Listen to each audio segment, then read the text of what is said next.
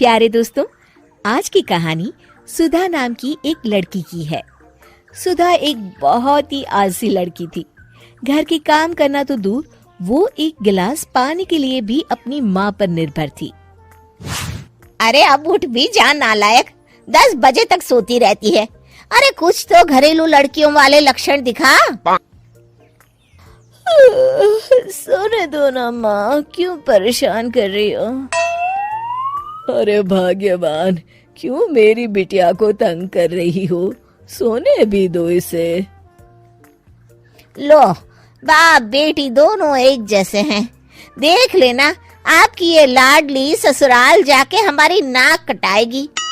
मैं कहती हूँ अब भी वक्त है, अपनी ये आदतें सुधार ले, वरना ससुराल में तेरी सास कान खींच कर तुझे सीधा करेगी। वही तुझे सबक सिखाएगी। दुनिया में आज तक कोई ऐसी सास पैदा नहीं हुई माँ, जो सुधा चोपड़ा को सबक सिखा सके। लेकिन होनी को कुछ और ही मंजूर था। सुधा की शादी एक ऐसे घर में हो जाती है जहां उसकी सास एक रिटायर्ड पुलिस वाली थी। अब कहानी में मजा आएगा। हाँ माँ, यहाँ सब बहुत अच्छा है। मेरे ससुराल के लोग भी ना बहुत मिलनसार हैं। ठीक है माँ, मुझे नींद आ रही है, फोन रखती हूँ माँ। ठीक सुबह 5 बजे। अरे जल्दी उठो भाग्यवान, वरना कयामत आ जाएगी। हैं? अरे क्या हुआ? कौन सी कयामत आ जाएगी? अरे मेरी माँ आ जाएगी। तुम नहीं जानती, इस घर में सिर्फ मेरी माँ का हुक्म चलता है। सबको सुबह 5 बजे बिस्तर छोड़कर हॉल में पहुंचना ही पड़ता है। अरे अब इंसान क्या अपनी नींद भी पूरी नहीं करेगा? यहाँ मजाक चल रहा है क्या? तभी वहाँ सुधा की सास आ जाती है। अटेंशन! मजाक तो तू समझ रही है बाबू, ये मेरा घर है और यहाँ हर किसी को डिसिप्लिन में रहना होगा। अटेंशन! अरे माँ जी, लेकिन इतनी सुबह कौन उठता है? कौन होता है मतलब? हम सभी उठते हैं, रोज उठते हैं, और अब से तुझे भी उठना पड़ेगा। आखिर मैं पुलिस वाली जो ठहरी। अटेंशन! अरे माँ जी, लेकिन अब तो आप रिटायर हो गई हो ना। तो क्या हुआ? शेर कितना भी बूढ़ा हो जाए, शिकार करना नहीं छोड़ता।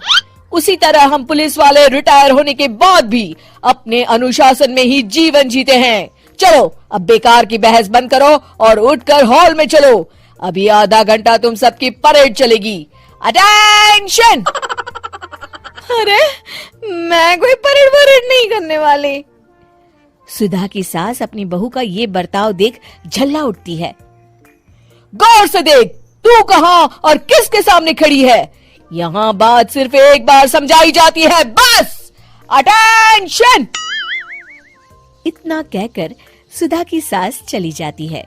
अपनी सास का ये रूप देखकर सुधा घबरा जाती है और जल्दी से उठकर बाहर चली जाती है।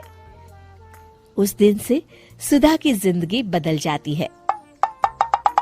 हाय, थक गई मैं तो। ये घर है या जेल? कितना काम करना पड़ता है। लाइए दीदी, 2 रोटियां और दीजिए, मुझे बड़ी भूख लगी है। ठहर जा बहू, ये तू क्या कर रही है? मैंने सबके खाने का हिसाब तय कर रखा है।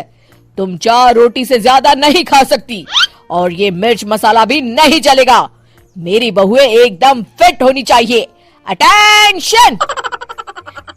क्यों माँ जी, आप हमें दंगल में लड़ने के लिए तैयार कर रही हैं क्या? क्या कर रही हो सुधा? माँ जी को मजाक बिल्कुल पसंद नहीं है। चुप करके खाना खा लो, इसी में भलाई है।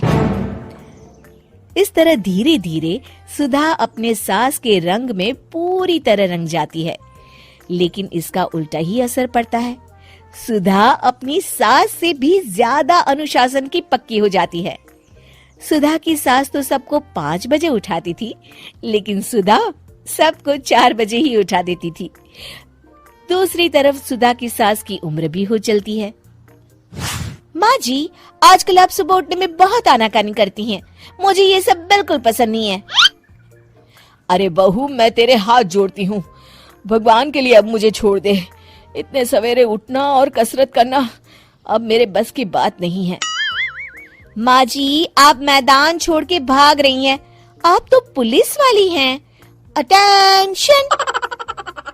अरे अब कहाँ की पुलिस वाली, अब तो मैं रिटायर हो चुकी हूँ। बस बहुत हो गया, अब तुम सब जैसे चाहे वैसे जिंदगी जियो और मुझे भी जीने दो। अपनी सास को गिड़गिड़ाते देख सुधा मन ही मन मुस्कुराती है। इस तरह उस दिन के बाद से सुधा के ससुराल वाले एक सामान्य जीवन जीने लगते हैं।